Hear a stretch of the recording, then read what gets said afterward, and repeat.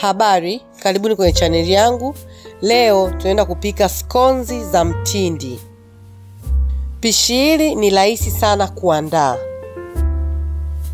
Kwenye bakuli langu nitaweka unga, nitaweka sukari, nitaweka na amira, nitaweka mtindi,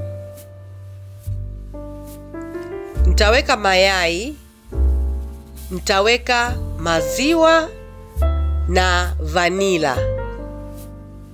Mimi ninatumia mashine, ila unaweza ukakanda na mkono na ukapata skonzi nzuri tu. Nitachanganya kwa spidi ndogo mpaka unga wangu uchanganyikane vizuri kabisa. Nitachanganya kwa muda wa dakika 5 mpaka unga huo unaoonekana chini upotee. Nipate donge moja kama hapo. Hatua inayofuata nitaweka bata. Nitachanganya kwa spidi ya wastani kwa muda wa dakika 7 mpaka bata ichanganyikane vizuri na unga. Pia unaweza ukatumia mafuta ya kawaida au Blue Band.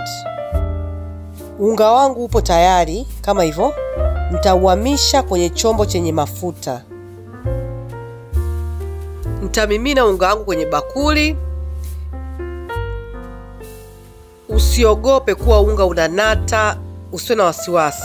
Nitatengeneza hivyo kufanya donge, kisha nitaufunika, nitauacha kwa muda wa dakika 30. Dakika 30 zikipita, nitaufunua. Nitaanza kutoa hewa kama na ukanda. Nakanda kutoa hewa, kisha nitauweka sehemu ninayofanyia kazi. Hapa nitaukanda kwa muda wa dakika 1, kisha nitaanza kuukata vipande vipande. Naendelea kukata vipande vipande ili vinisaidie kutengeneza madonge ya duara madogo. Nikishamaliza kukata, nitachukua donge moja, nitaanza kutengeneza duara. Nafanya hivyo. Nageuza, natengeneza duara zuri. Naweka pembeni. Nachukua la pili, narudia ile ile. Nitaufinyanga nazungusha, napata duara zuri. Nitaweka kwenye chombo changu cha kuokea, nitafunika, nitaacha kwa muda wa dakika 30. Madonge yangu yameshaumuka kama hivyo unavyoona, yameshikana vizuri. Nitapaka maziwa.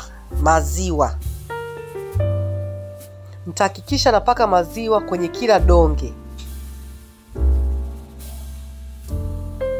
Nikimaliza kuyapaka maziwa, nitaoka kwenye oven ambayo nilishakwisha iwasha. Nitaoka kwa nyuzi joto 200 kwa muda wa dakika 20. Baada ya dakika 20 kupita, nitatoa. Nitapaka mafuta juu. Unaweza ukapaka Blue Band, unaweza ukapaka bata au ukapaka mafuta ya kawaida. Mafuta yanasaidia scones kuwa laini juu. Pia ukiona skonzi zako kama zinaanza kuungua juu na bado hazijaiva, chukua foili, zifunike kwa juu, ziache kwenye oven. Hii itasaidia skonzi zako zisiungue juu, lakini ziendelee kuiva vizuri. Haya, skonzi zetu ndio hiyo tunatoa, zimeiva vizuri sana.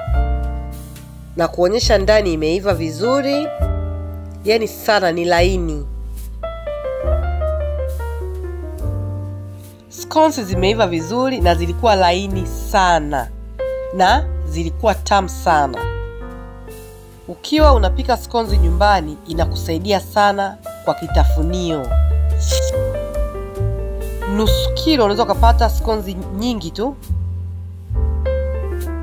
Pia nasema asante kwa kuangalia video zangu. Naomba usubscribe, ulike na ushare.